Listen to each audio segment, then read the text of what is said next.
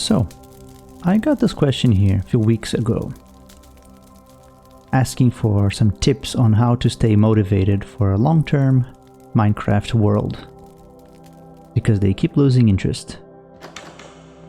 You know, staying motivated can be really tough, I think.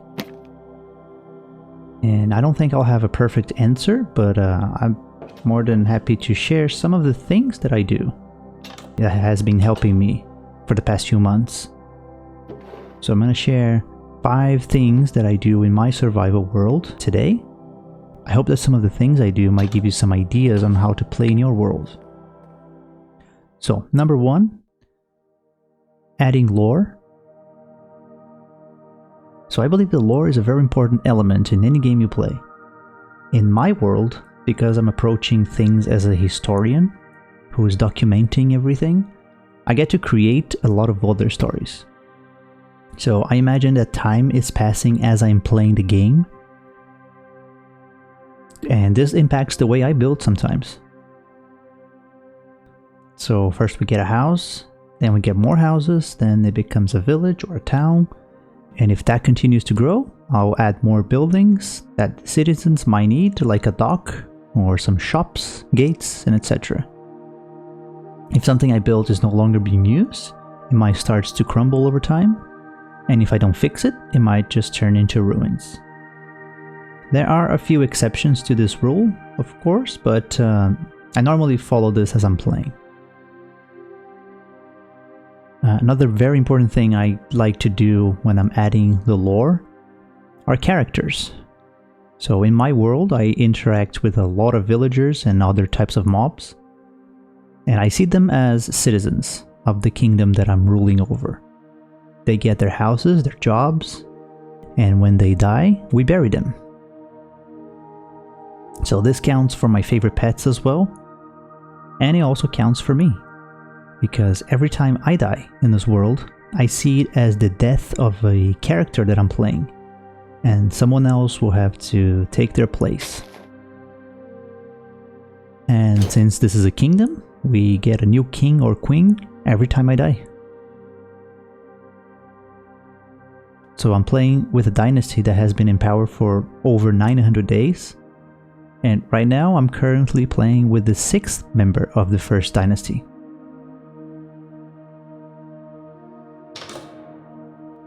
So with every character, I get a new skin, and I also try to have some personality traits, or set some goals for them to maybe fulfill.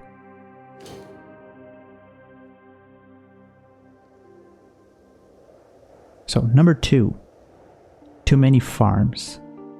So I played in many worlds in Minecraft, and I would always get tired of building farms over and over. I would always find some excuse to build every single type of farm out there, and then I would just lose interest, because to me the point is not really having access to infinite items, it's how I go about finding them. In this world, I think twice before building a farm.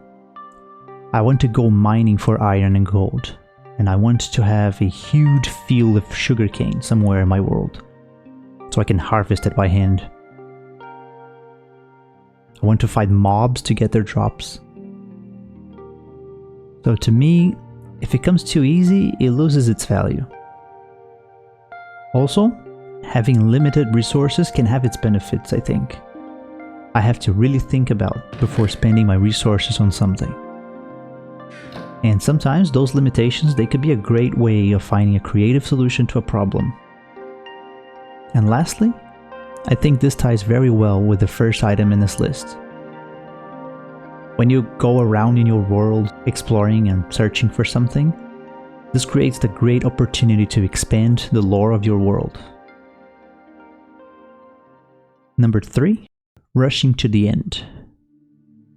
Minecraft doesn't really hold your hand and tell you what to do or how to play the game. I think the beauty of this game is that it lets you do wherever you want. It can give you small hints on how to beat the game, but it does not really punish you for not following it along. So I don't really want to go after the best items in the game right away. Let's not forget that there are other options out there, even if some of those can be a little annoying to use. I've been using Winston here.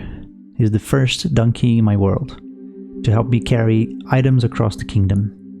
And this gives me an excuse to use all the roads I built, connecting my world to different towns. Right now, I'm at day 910, and I haven't been to the end yet. And I barely explored the Nether. But this is my forever world, so the time will come for me to do those things. It's just that right now, I want to focus on smaller things. Number 4, using mods. But with every game I play, I try to avoid using mods, because they can be a little difficult to work, or they may break the game completely, and you have to keep updating them, so it can be a little annoying to me. But when it comes to Minecraft, my opinion about mods is very different. I am excited to research some new mods from time to time, and that's because some of those mods, they can help me play in a certain way in my world that it wouldn't otherwise be possible. And here are some examples. The mod menu I use shows me the current date of my world, and that is very important to me because all of the information on the debug screen breaks my immersion, so I don't use it. I want to explore the world and feel more connected to the places around me, and knowing the coordinates removes this experience for me. The only information I need to know from the debug screen is the current date, and this mod is perfect for that. Another example is the player head data pack. This works great for the way I'm playing in this world. I have a command block at spawn that gives me a player head, so I use it to document how those characters I played before used to look like. I even put some of them in a graveyard to indicate who is buried where. So keep in mind that some mods might help your experience and can create new ways of playing the game. And number 5, document everything. Like I mentioned before, I'm approaching this world as a historian, so I document everything I do. I always carry a journal with me, and I write things that I'm doing, plans that I have for buildings, or things that I'm thinking about. Sometimes I write theories on how certain things work, and other times I like to try to think about how a person who is actually living in this world would interpret certain things.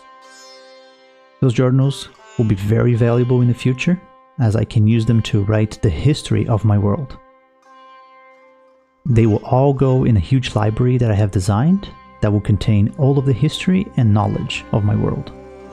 And I hope to start building it soon. Another way I document my world is through these videos, which I can also revisit in the future. And of course, I get to share this with other people, get their opinion or suggestions along the way, and that's great. So I think this pretty much covers some of the most important things I do in my world. I do have a few more things, but I believe that they will probably fit into one of these 5 tips that I showed, so if you're interested in knowing more, you can check out some of my older videos. But if I may suggest something, is this: try different things. Minecraft has many game modes with different difficulties, different challenges. Even creative mode can be a great way of figuring out what it is that motivates you. Different mods can add a little flavor to your experience, and if none of that works, Minecraft allows you to play older versions of the game right from the game launcher. I've been seeing a lot of people playing beta 1.7.3, so maybe going back to simpler times can help you find the motivation to play. In the end though, we're supposed to take Minecraft for what it is. It's a game, and games are meant to be fun. So if you're not having fun playing or feel burnt out, it's okay to just take breaks. It can be overwhelming at times, especially if you have too many projects in place. I plan to keep this world forever, but I know I won't be motivated all the time. Right now I'm using these 5 things I just shared, but tomorrow I might start approaching the game in a completely different way, and that's okay. So hopefully this will help improve your experience with the game, or if anything, I hope that you get some new ideas on how to get motivated.